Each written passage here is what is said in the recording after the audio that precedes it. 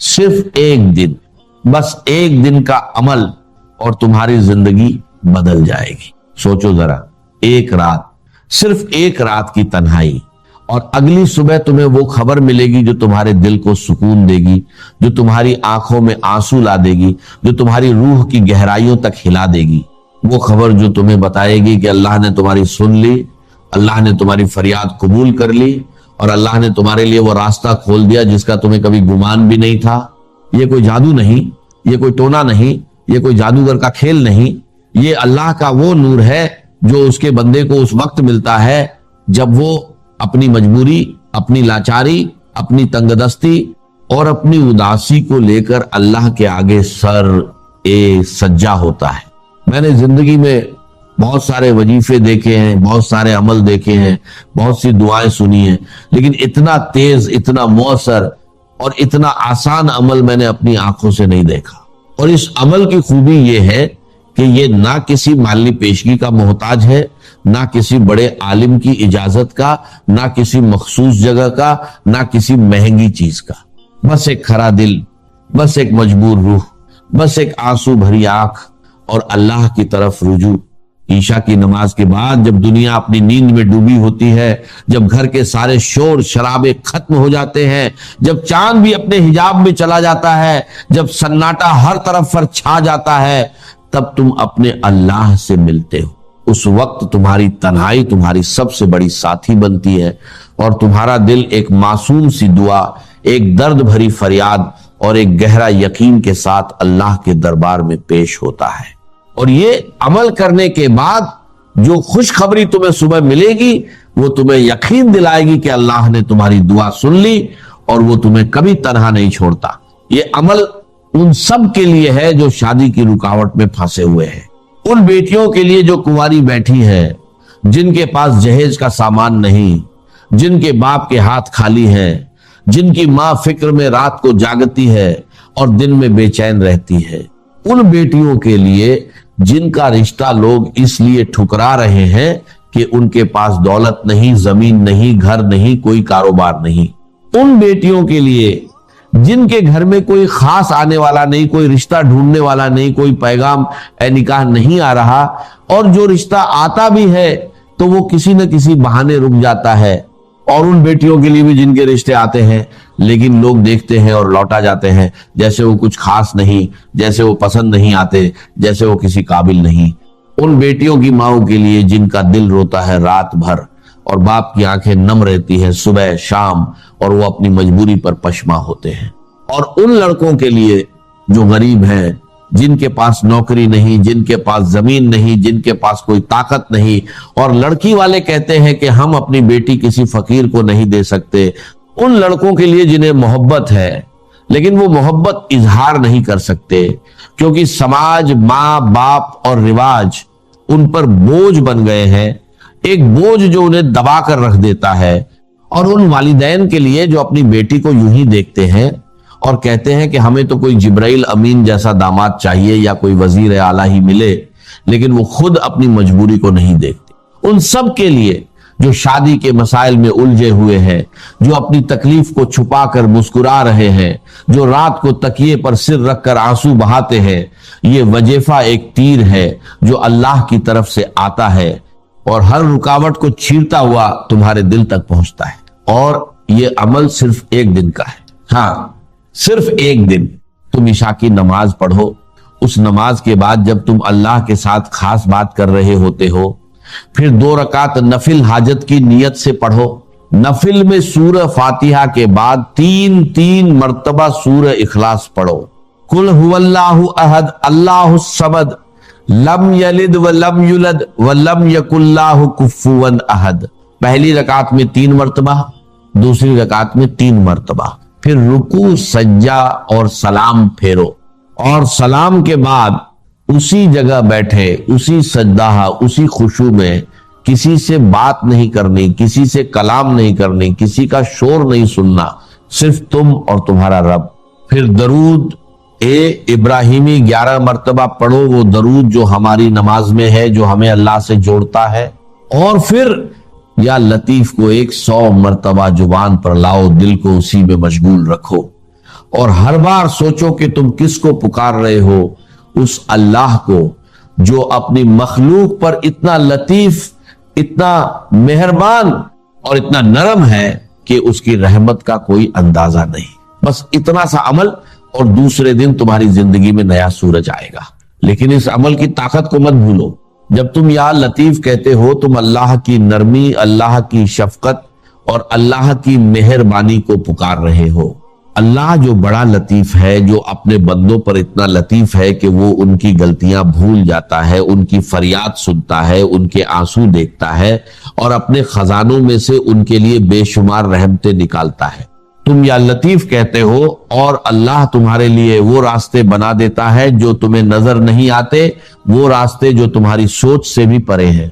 तुम या लतीफ कहते हो और अल्लाह उन दिलों को जोड़ देता है जो कभी सोच भी नहीं सकते थे कि आपस में मिलेंगे, वो रिश्ते जो ख्वाबों में भी नहीं थे।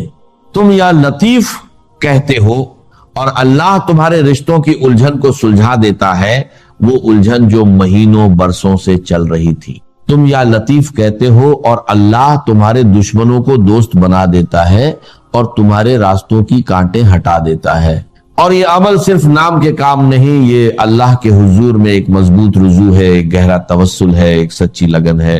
क्योंकि ये वजीफा उन्हीं लोगों के लिए है जो अपनी मजबूरी में रहते हैं, जिन्हें जिंदगी में बहुत ठोकरें मिली हैं, जिन्हें दुनिया ने बार बार बोला कि तुम काबिल नहीं हो, तुम्हारे पास कुछ नहीं, तुम्हारा रिश्ता नहीं हो सकता, तुम्हारी शादी नहीं हो सकती, तुम तो यूं ही रहोगे। उन्हें ये वजीफा सबसे ज्यादा अपना देता है, सबसे ज्यादा मोहब्बत करता है, क्योंकि ये उनकी उदासी को खुशी में बदलता है, उनकी नाकामी को कामयाबी में और उनकी अकेलापन को एक साथ का सुकून। सोचो जरा, एक बेटी जो बरसों से कुंवारी है, उसकी माँ रोज फजर की नमाज में रोती रहती है और उसकी आंखों से आंसू टपकते हैं जब वो अपनी बेटी की तरफ देखती है। उसका बाप रोज अपनी कमी को नापता है और सोचता है कि अगर मेरे पास पैसा होता तो रिश्ता हो जाता, अगर मेरे पास घर होता तो रिश्ते वाले लौट कर नहीं जाते। लेकिन इस अमल की बरकत से वो बेटी एक रोज इतनी खुशखबरी सुनेगी कि उसकी मां की आंखें नम हो जाएंगी खुशी से और बाप अपनी हर कमी को भूल जाएगा, क्योंकि अल्लाह ने उसकी कमी को अपनी रहमत से पूरा कर दिया। और वो लड़का जो पूरी उम्मीद हार चुका था, जो सोचता था कि मेरी शादी कभी नहीं होगी, वो भी एक रोज उन्हीं वालिदैन के साथ बैठेगा और उनके चेहरे पर मुस्कान देखकर समझेगा कि अल्लाह ने उसका रिश्ता कैसा कबूल किया, कैसी बरकत दी। तुम इस अमल को चांद की पहली तारीख से शुरू करो और महीने भर करते रहो। रोजाना ईशा के बाद तन्हाई में किसी खलल के बगैर इंशाअल्लाह इस महीने की आखिरी तारीख तक तुम्हारी शादी का बंदोबस्त हो जाएगा। और अगर एक महीना नहीं करना चाहते तो सिर्फ एक दिन करो, बस एक दिन, और दूसरे दिन सुबह तुम्हें खुशखबरी मिलेगी। ये वजीफा कोई नई चीज नहीं, ये पुराना अमल है जो सहाबा एक किराम से, औलिया अल्लाह से और अल्लाह वालों से चल रहा है। उन्होंने इसे आजमाया और उन्हें कामयाबी मिली। उन्होंने अपनी जिंदगी में इसे पढ़ा और देखा कि अल्लाह ने उनकी मुश्किलें कैसे हल की। तुम भी इसे आजमाओ और देखो कि अल्लाह कैसा करीम है, कितना मेहरबान है और कितना बड़ा दाता है, जो अपने बंदों को कभी खाली नहीं लौटाता। ये अमल इतना तेज है कि जो लोग महीनों तक रिश्ता ढूंढते हैं, वो इस अमल के बाद कुछ ही दिनों में रिश्ता पा जाते हैं, जैसे कोई दीवार गिर जाए। जो लोग बरसों तक बेजवाजी बैठे हैं, वो इस अमल के बाद कुछ ही हफ्तों में निकाह के बंधन में बंध जाते हैं, जैसे कोई जंजीर टूट जाए। और जो लोग मजबूरी में जहेज का सामान नहीं ला पाते, अल्लाह इस अमल की बरकत से कहीं से न कहीं से सामान पहुंचा देता है। या तो कोई रिश्ते वाला खुद सब कुछ कर देता है, या अल्लाह किसी और जरिए से उनकी जरूरत पूरी कर देता है, या कोई करीबी रिश्तेदार मदद कर जाता है। ये अमल ऐसा है कि इससे अल्लाह बंदे की तरफ रुख करता है और उसकी तरफ से रहमतें बरसती हैं। इस अमल का एक और बड़ा फायदा यह है कि इससे रिश्तों में मोहब्बत भी पैदा होती है। वो सच्ची मोहब्बत जो सिर्फ अल्लाह की रहमत से आती है। अक्सर देखा गया है कि जहां रिश्ता हो जाता है वहां आगे चलकर इनकम्पैटिबिलिटी आती है, आगे चलकर झगड़े शुरू हो जाते हैं, आगे चलकर तलाक की नौबत आ जाती है। लेकिन इस अमल की बरकत से शादी के बाद भी दिलों में मोहब्बत, मेहरबानी اور سکون رہتا ہے جیسے کوئی گہرا دریا جو کبھی نہیں سوکھتا، کیونکہ تم نے اللہ سے پکارا تھا کہ مجھے نرمی دے، مجھے سکون دے، مجھے محبت دے، مجھے ہمدلی دے، اور اللہ اپنا یا لطیف نور تمہارے رشتے میں ڈال دیتا ہے، وہ نور جو ہر کھٹام کو دور کر دیتا ہے، ہر آگ کو بجھا دیتا ہے، پھر وہ رشتہ کبھی نہیں بگڑتا چاہے کتنی مشکلیں آئے۔ اللہ کی رحمت ان سب کو بے اثر کر دیتی ہے۔ تم اس عمل کو بڑے دل سے کرو اور یقین رکھو کہ اللہ تمہاری سن رہا ہے۔ نہیں، وہ صرف سن نہیں رہا، وہ تمہاری طرف دیکھ رہا ہے، تمہاری مجبوری کو سمجھ رہا ہے، وہ تمہاری ہر فریاد، ہر اداسی، ہر بے چینی، ہر تنہائی، ہر رات کے آنسو کو جانتا ہے، وہ تمہارے آنسو دیکھتا ہے جو تم رات کو بھیگتے ہو جب تم سوچتے ہو کہ کوئی نہیں دیکھتا، وہ تمہاری سوچ جانتا ہے کہ تم کیسے اپنے رشتے کے بارے میں فکر کرتے ہو، اور تمہاری ماں باپ کی فکر کو بھی جانتا ہے۔ تو اس سے کیوں نہ مانگو، اس سے کیوں نہ رکو، کیونکہ جب تم اپنا ہاتھ اس کی طرف پھیلاؤ گے تو وہ نہیں بھاگے گا، وہ تم سے کبھی نہیں مکرتا، وہ اپنی رحمت کی چادر تم پر ڈال دے گا اور تمہیں اپنی بارگاہ میں قبول فرمائے گا۔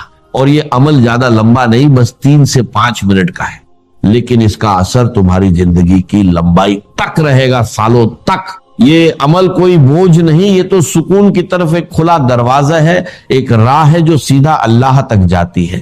تم کیا جانتے ہو کہ اللہ نے اس عمل میں کتنی طاقت رکھی ہے؟ سورہ اخلاص 3 مرتبہ پڑھنا، درود 11 مرتبہ، اور پھر یا لطیف 100 مرتبہ، بس اتنا سا عمل اور اللہ تمہاری زندگی بدل دے گا، وہ بدلنا جو تم نے کبھی سوچا نہیں تھا۔ تمہیں کیا لگتا ہے کہ اللہ نے اس عمل میں کوئی راج نہیں رکھا؟ بالکل رکھا ہے۔ اس میں ایک گہرا راج ہے جو انہی کو ملتا ہے جو سچے دل سے اسے پڑھتے ہیں۔ ایک ہے تقرب بالفرائض، جس کو اللہ کہتا ہے کہ یہ مجھے سب سے زیادہ محبوب ہے، اور ایک ہے تقرب بالنوافل، جو بلندی میں بہت اونچا ہو جاتا ہے۔ اب یہاں پر میں آپ کو بتاؤں، جن حضرات نے میرے تقاریر سنی ہے یا میرا کتابچہ پڑھا ہے جہاد فی سبیل اللہ کے، کی حقیقت کہ 9 منزلیں میں بیان کیا کرتا ہوں۔ سب سے اونچی منزل تو لازماً 9ویں ہے، سب سے اہم منزل وہ پہلی ہے۔ یہ اچھی طرح سمجھ، پہلی ہوگی تو دوسری ہوگی، دوسری ہوگی تو تیسری ہوگی، پہلی ہی نہیں ہے تو اوپر کا کیا تصور؟ تو ایک ہے اہم ترین ہونا، ایک ہے بلند ترین۔ بلند ترین 9ویں منزل ہے قتال فی سبیل اللہ، اور اہم ترین ہے اپنے نفس کے خلاف جہاد، ان تجاہد نفسک فی طاعت اللہ، یہ اہم ترین ہے، اہم ترین، وہ بلند ترین۔ اسی طرح حضور کی ایک حدیث میں آیا، صحابہ سے سوال کیا کہ تمہارے نزدیک سب سے خوبصورت ایمان کس؟ عجب، عجیب عربی زبان میں کیا، اردو میں ہم کہتے ہیں کہ جو کوئی نئی سی بات ہو، عجیب۔ عربی میں عجیب کے معنی ہے صرف خوبصورت بات۔ سب سے زیادہ خوبصورت ایمان کس کا ہے؟ صحابہ نے کہا فرشتوں کا حضور نے رد کر دیا، انبیاء کا رد کر دیا، ہمارا رد کر دیا۔ پھر فرمایا کہ سب سے ان عجب الایمان خلق لا اخوانی الذین یاتون من بعدی یجدون صحفا فیہ کتاب اللہ فیؤمنون بما فیہا۔ میرے نزدیک خوبصورت ترین ایمان میرے ان بھائیوں کا ہوگا جو میرے بعد آئیں گے، اور انہیں تو صرف اوراق ملیں گے جن میں اللہ کی کتاب لکھی ہوگی، اس پر ایمان لائے۔ اب دیکھیے، افضل ترین ایمان صحابہ کا ہے، کسی بڑے سے بڑے ولی کا ایمان بھی کسی ادنا سے ادنا صحابی سے بڑھ کر نہیں۔ یہ نوٹ کر، یہ ہمارا اجماعی عقیدہ ہے۔ افضل ترین ایمان صحابہ کا، لیکن خوبصورت ترین، عجب ترین ایمان یہ ہے کہ ان کا جو میرے بعد آئیں گے انہوں تو اللہ کی کتاب ملے گی اور راہ لکھی ہوئی، اس پر ایمان۔ لیکن دونوں چیزوں کو رکھیے، ایک ہے سب سے زیادہ محبوب اللہ کو کیا ہے، وہ تو فرائض کے ذریعے سے تقرب، اور سب سے اونچا جو ہے تقرب کا مقام وہ نوافل کے ذریعے سے۔ اب جو باریک بات ہے وہ سمجھنے کی ہے، اس میں حالات کے اعتبار سے فرق واقع۔ فرض کیجئے نظام باطل کا غلبہ ہے، اس میں تو فرض ہے اس نظام باطل کے خلاف جد و جہد، اس کو ختم کر کے جڑ سے اکھیڑ کر جو اللہ کا دین ہے، دین حق، اسے غالب کر۔ اس فرض کو تو آپ بھولے ہوئے ہیں، نوافل میں زور لگا رکھا ہے، ساری رات کھڑے ہیں، نفلیں پڑھ رہے ہیں، روزے رکھ رہے ہیں، جو بھی روزہ حضور سے ثابت ہے وہ سب رکھ رہے ہیں۔ یہ تو نوافل ہی اللہ کے ہاں قبول نہیں۔ فرض کو چھوڑ، اگر کوئی شخص فرض نماز چھوڑتا ہے، وہ نہیں پڑھتا 5 وقتہ نماز اور باجماعت کا اہتمام نہیں کرتا، تو اگر ساری رات بھی کھڑے ہو کر نوافل ادا کرے گا تو زیرو ہے، کیونکہ پہلے فرض نفل کا بات۔ ہاں، نوافل کے ذریعے سے تقرب بلند ترین تو ہے، لیکن یہ کب ہوگا؟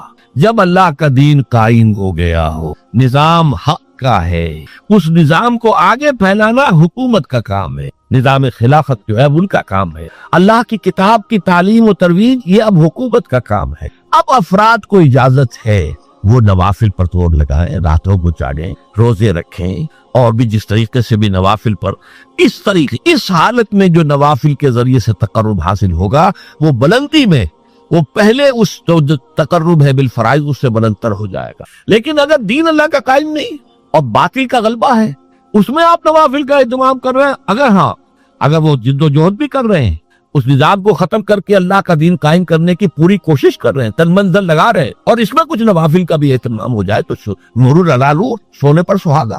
لیکن اگر اس سے قطع نظر، اس کے تو خیال ہی نہیں، اس کا دھیان ہی نہیں، جیسے ہمارے ہاں کیا ہے جو سلسلے چل رہے ہیں خانقاہی، ان میں سے کسی کو فکر نہیں کہ نظام باطل جو ہے اس کے خلاف بھی کوئی جد و جہد کرنا، لیکن یہ کہ وہ سلوک کی منزلیں طے ہو رہی ہیں، مقامات طے ہو رہے ہیں، اور اونچے سے اونچے روحانی مقامات کی طرف انسان بڑھتا چلا جا رہا ہے، یہ طریقہ صحیح نہیں، یہ فرض ہے۔ اس فرض کو اس کی طرف سے بے اعتنائی برت کر نوافل کی طرف دھیان کرنا، یہ دین کے فلسفے اور حکمت کے بالکل۔ میں اس کو ذرا اور زیادہ ہائی لائٹ کرنے کے لیے کہتا ہوں کہ فرض کیجئے، تصور کیجئے، جب دامن احد میں جنگ ہو رہی تھی اور مسلمان زندگی اور موت کی کشاکش میں تھے، خود حضور جس طریقے سے زخمی ہوئے ہیں، اتنا خون آپ کا بہ گیا کہ آپ بے ہوش ہو کر زمین پر گر گئے ہیں، صلی اللہ علیہ وسلم، فدا ہو آباؤنا و امہات۔ اگر اس وقت کوئی شخص مسجد نبوی میں بیٹھا ہوا نوافل پڑھ رہا ہے کھڑا ہوا، یا وہ کوئی نعت جو ہے پڑھ رہا ہے، یا کوئی بیٹھ کے تسبیح کر رہا ہے، تو اس کے بارے میں کیا رائے آپ کی؟ وہاں تو حضور اور صحابہ جان کی بازی لگائے ہوئے، اور یہاں یہ نوافل میں لگا ہوا ہے، تو وہ نوافل تو زیرو نہیں ہوں گے، بلکہ اس سے بھی منفی ویلیو اس کی ہو جائے، وہ منافق شمار ہو۔ اسی طریقے اگر دین کا غلبہ ہے اور نظام خلافت قائم ہے تو بہت سے فرائض اس نظام خلافت کے ذمہ چلے گا، انڈیویجول اس سے بری ہو جاتے ہیں۔ اس نظام خلافت کو جب ضرورت ہوگی کہ فلاں محاذ پر 10,000 آدمی چاہیے، وہ 10,000 آدمی نکل آئیں گے تو باقی سب کی طرف سے فرض کفایہ ادا ہو گیا، وہ گھروں میں سوئے یا رات بھر کھڑے رہے، نوافل رکھے پڑھے یا روزے رکھے، بالکل ٹھیک ہے، یا کسی علمی کام میں لگے رہے، تفسیر لکھنے میں لگے رہے، حدیثیں جمع کرنے میں لگے رہے، فقہ کی بحثیں جو ہے وہ کرنے میں لگے رہے، ٹھیک ہے، بالکل صحیح ہے۔ لیکن اگر غالب جو ہے نظام وہ باطل کا ہے اور اس کے خلاف جد و جہد نہیں ہو رہی، تو پھر یہ سارے کام جو ہیں یہ زیرو سے ضرب کھا کر زیرو۔ پرائمری امپورٹنس ہوگی اللہ کے دین کو قائم کرنے کی۔ یہ ہے فرق تقرب بالنوافل اور تقرب بالفرائض کا۔ اب یہاں اس آیت میں دیکھیے کس خوبصورتی کے ساتھ آیا ہے، یا ایھا الذین آمنوا اتقوا اللہ وابتغوا الیہ الوسیلۃ وجاہدوا فی سبیلہ لعلکم، جہاد کرو اس کی راہ میں، یہ ہے فرض۔ نوافل اور رات کو کھڑے رہنا یہ نوافل ہے، روزے رکھنا نوافل ہے، پر روزے رمضان کے فرض میں باقی رف نہیں۔ لیکن جہاد، اللہ کی راہ میں جہاد، جد و جہد، جان اور مال کا کھپانا، کس لیے؟ تاکہ اللہ کا دین قائم ہو، اللہ کا نظام برپا ہو جائے۔ یہ ہے گویا کہ تقرب اللہ کا سب سے بڑا وسیلہ جو یہاں بیان کیا جائے۔ کیوں کہ اس وقت صورت کیا تھی کہ حضور اور صحابہ اس جد و جہد کے اندر تھے۔ وہ تو آپ کو معلوم ہے کہ جو جد و جہد کر رہے تھے اس میں جانے مال کھپا رہے تھے، جانے دے رہے تھے صحابہ کرام، جہاں تک کہ حضور کی اپنی تمنا اور آرزو یہ تھی لَوَدِدْتُ أَنْ أُقْتَلَ فِي سَبِيلِ اللَّهِ ثُمَّ أُحْيَا ثُمَّ أُقْتَلَ ثُمَّ أُحْيَا ثُمَّ أُقْتَلَ، میری بڑی خواہش ہے میں اللہ کی راہ میں قتل ہو جاؤں، پھر زندہ کیا جاؤں، پھر قتل ہو جاؤں، پھر زندہ کیا جاؤں، پھر قتل ہو جاؤں۔ ایک طرف وہ حضرات ہے، تو اگر کوئی شخص اس سے کنارہ کشی کر کے اور نوافل کے اندر لگا ہو، چلہ کشی کر رہا ہے، روزہ عام نہیں، روزہ اور بھی۔ اب جو ہمارے ہاں صوفیہ کے ہاں روزے جو رائج ہے اس میں طرح طرح کے روزے ہیں، وہ صرف ایک دن کا روزہ نہیں، کئی کئی دن کے روزے، جس کو وہ صوم وصال کہا حضور نے، وہ بھی رکھتے ہیں۔ حالانکہ اس سے صحابہ کرام کو حضور نے منع کر دیا کہ آج روزہ آپ نے رکھا اور شام کو افطار نہیں کیا، بلکہ رات بھر بھی وہ روزہ رہا، اگلے دن بھی پورا روزہ رہا، اور اگلے روز جا کے آپ نے افطار کیا، تو اسے کہیں گے صوم وصال۔ 2 دن کا صوم وصال ہے، 3 دن کا صوم وصال، کہ مسلسل جو ہے 3 دن تک روزہ چل رہا ہے۔ حضور رکھتے تھے، لیکن صحابہ کو آپ نے منع کیا، انہوں نے شکوہ بھی کیا، حضور آپ رکھتے ہیں، ہمیں منع کر